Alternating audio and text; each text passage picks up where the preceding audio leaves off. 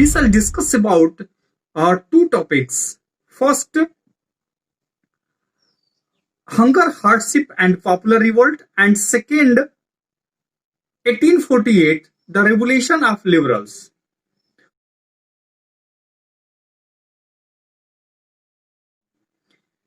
Eighteen thirty का जो 10th था वो जो है यूरोप में एक हार्डशिप का दौर था, यानी हार्डशिप का एक ड्यूरेशन था, कठिनाइयों का दौर था। क्यों था?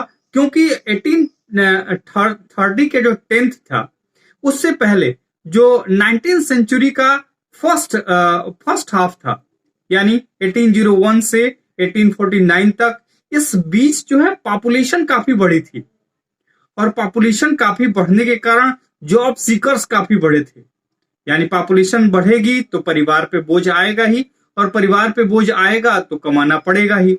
तो इसलिए लोग ज्यादा हो गए जिनको काम की जरूरत थी, और उतना काम था नहीं, रोजगार उतना था नहीं, और इसलिए जो है काम की तलाश में जो है लोग गांव से अधिक लोग शहरों में आ गए जहां स्लम में रहते थे। और ये स्लम जो है काफी ज्यादा जो है क्या हो गया, सघन हो गया। स्लम में बहुत सारे लोग आकर बस गए।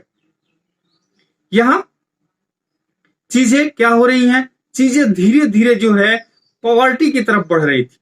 दूसरा, इंग्लैंड में जो इंडस्ट्रियलाइजेशन हुआ था, इस इंडस्ट्रियलाइजेशन से मशीनीकरण का युग आ गया था, और इस मशीनों से सस्ते कपड़े निकलते थे।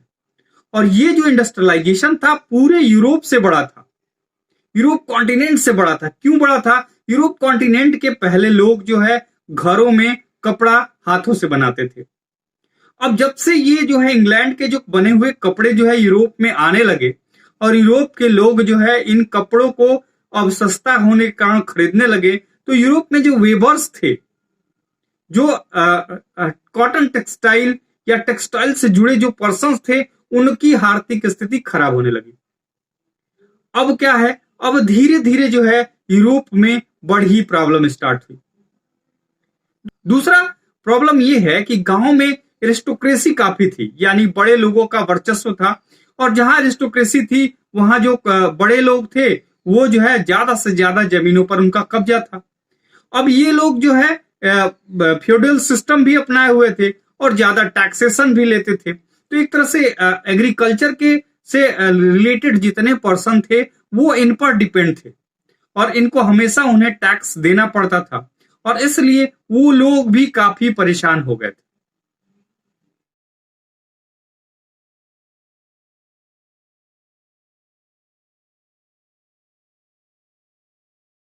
और second topic is 1848 the revolutions of liberal.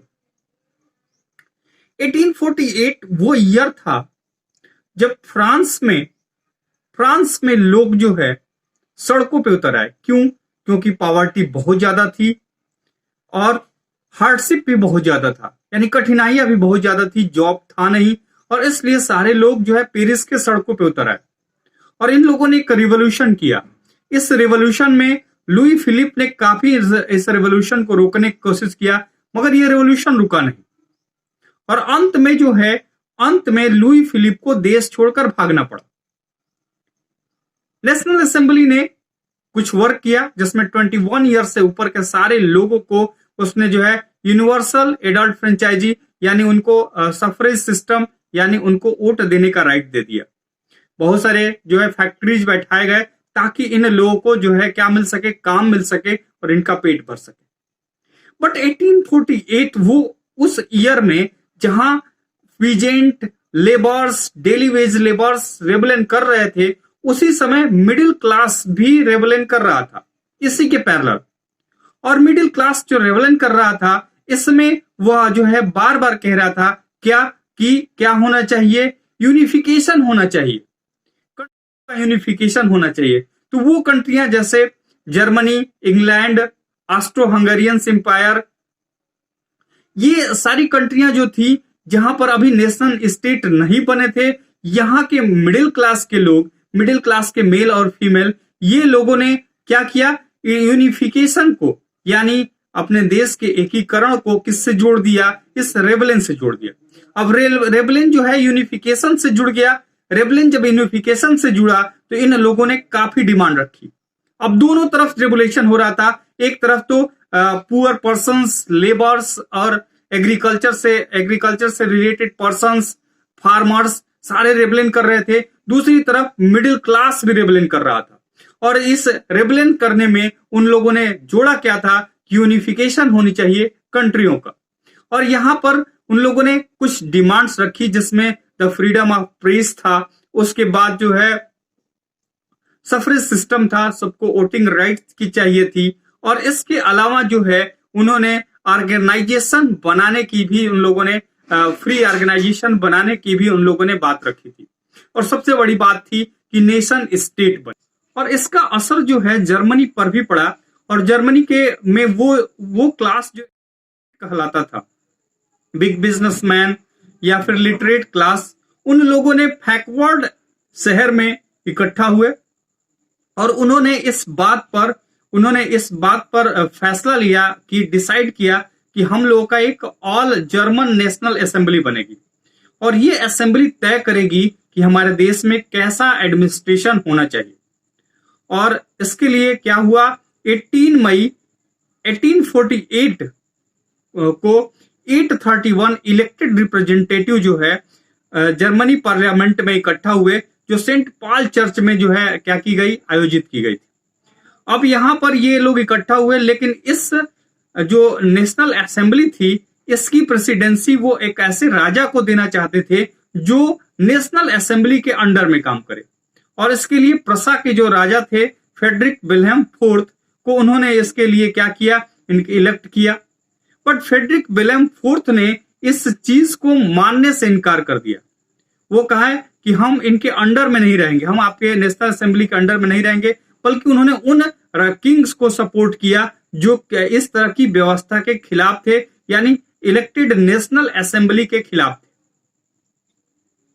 ये सिस्टम तो हुआ और जर्मनी में ये चीजें बढ़ी, लेकिन इसी बीच क्या हुआ, इसी बीच जो लोअर क्लास था और मिडिल क्लास था इनके बीच में मतभेद हो गया, क्योंकि जो मिडिल क्लास था वो लोअर क्लास को बहुत ज्यादा राइट देने के पक्ष में नहीं था, और इसलिए इस नेशनल असेंबली का ये जो लोअर क्लास थे वो अपोज करने लगे और उससे अलग हो गए, और इस तरह ये पूरा मामला फेल हो गया। दूसरा, वोमेन्स जितनी भी थी उन लोगों ने इस नेशनल असेंबली में बढ़ चढ़कर हिस्सा लिया, बट उनको राइट देने के पक्ष में जो है पॉलिटिकल राइट देने के पक्ष में नेशनल असेंबली नहीं थी। बस उनको राइट इतना था कि वो पार्लियामेंट में बैठकर जो है केवल जो है सुन सकती हैं कि पार्लियामेंट में क्या हो रहा है, क्या चीजें चल रही हैं।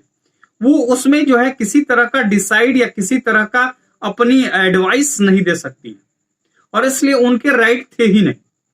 तो इस तरह नेशनल असेंबली का ये जो वर्क था वो एक तरह से फेल हो गया।